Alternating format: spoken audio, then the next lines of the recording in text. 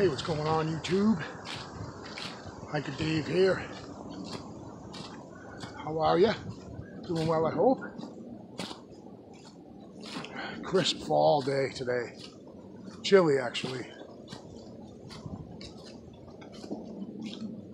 There's got to be some kind of shooting range near this state forest.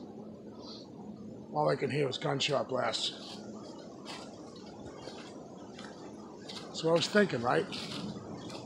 I know what you're thinking. Oh boy, I'm thinking.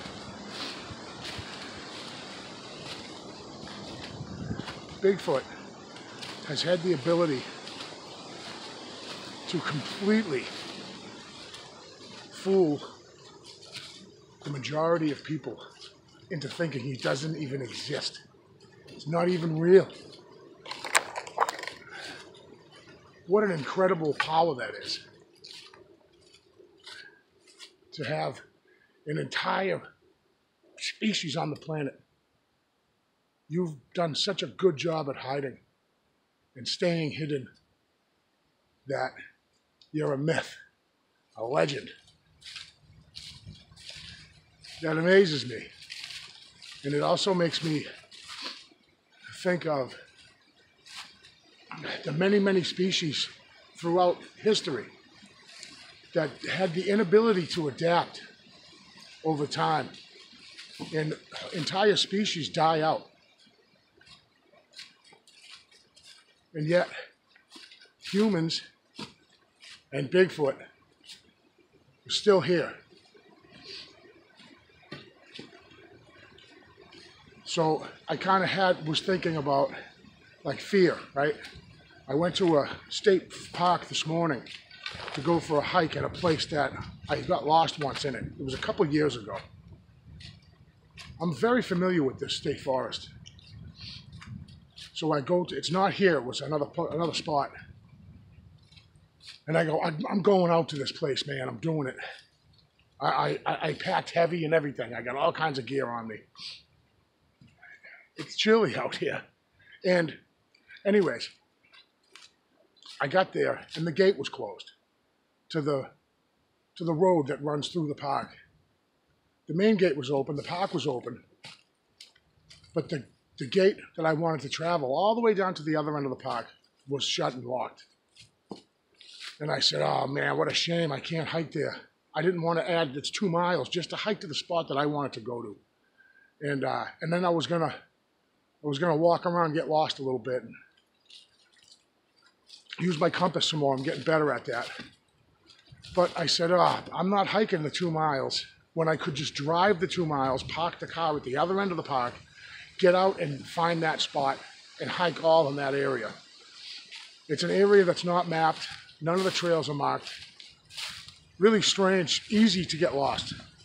And I've kind of been looking for every excuse I could find to not go to this area. And secretly, as I sat in the parking lot, I was glad that the gate was closed. And then I'm thinking to myself, I have been avoiding this area for 2 years. And it made me think of, well, it's just it's a fear. And then it got me thinking even more as I drove to this place, that without that fear, you know, it's in our genetics. That's what stops us from stepping off a cliff, a ledge, right? That's what stops us from, some people don't like the water to swim. They're afraid to swim. Some people are afraid of heights. Others are claustrophobic. It's a fear, a genetic, it's in you.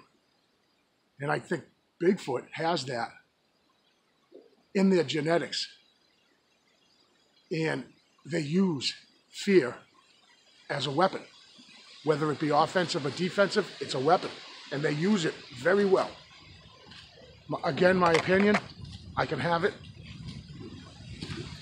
But Bigfoot is greatly outgunned when it comes to us and when we get into their backyard. What defense do they have? They use scare tactics, which makes so much sense. They can project that fear. My belief, they can project that onto us.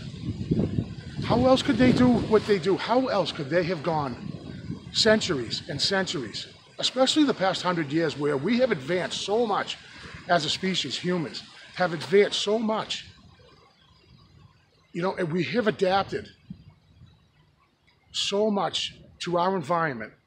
To say that Sasquatch hasn't done the same, they wouldn't be here. They'd be gone. They would be gone, extinct a long time ago, along with a lot of other animals that are extinct now.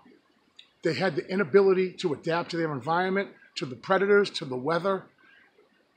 Geographically speaking, they just die out because they didn't have that genetic strength in them, and they become extinct. And that makes me think, you know, why, what better thing to have people think that they're not even real? That's a weapon in itself, you know? To have humans think that they're not even real is really amazing and really to their advantage. I gotta cross this. It's really wet and marshy out here today. And chilly, I'm chilly. Comfortably chilly though. All right, give me a second. I gotta cross this here, navigation time. Oh yeah.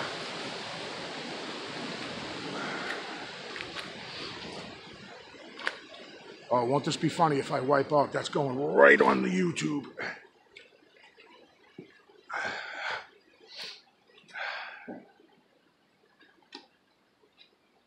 So I don't think it's that crazy of a thought to believe, and I'm not talking about, I guess maybe I am about woo, but I'm speaking more along the lines of using something we all have in us. Already, it's already there. All Sasquatch has to do is tap it. They're not making me afraid out of the blue. I already have that. Already, the fear is already there. You just got to release it. I believe Bigfoot has that ability and has had that ability from since they've been on the planet to do that, to manipulate fear, to manipulate feelings. I don't think that's far-fetched by any means. You know, every creature on the planet has a basic instinct of survival. And part of Bigfoot's instinct for survival is to use what, by any means possible, whatever they can to ensure their species survival. And I believe for hundreds and hundreds of years they used that tactic along with howling and growling and whoops, bluff charges, and things like that to scare people. You better have something, right? You need something, self-preservation, and we all have it. And so doesn't Bigfoot. Using fear. I think it's probably the most powerful weapon, other than stealthiness and their size and their capability or their ability to move through the woods silently, stuff like that, that they learned, you know, from generation to generation. Let me know if you think that's a crazy thought. I don't think it's that far-fetched at all.